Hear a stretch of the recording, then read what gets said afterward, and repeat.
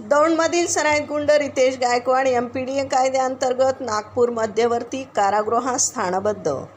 नमस्कार, आपण पाहत आहात महाराष्ट्र जनता न्यूज।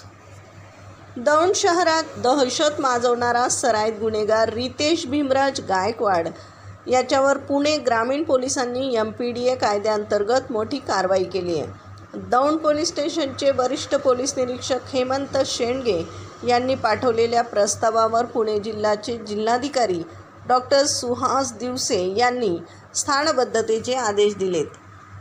आरोपी रितेश गायकवाड याच्यावर प्राणघातक हल्ला, दरोडा, बेकायदेशीर शस्त्र बाळगणे आणि अल्पवयीन मुलींचा विनयभंग करणे यासारखे 7 गंभीर गुन्हे दाखल आहेत।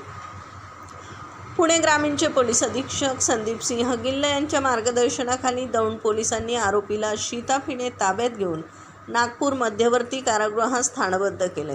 पोलिसांच्या या धडक कारवाईमुळे दौंडमधील गुन्हेगारांचे धाबे चांगलेच दणाणलेत।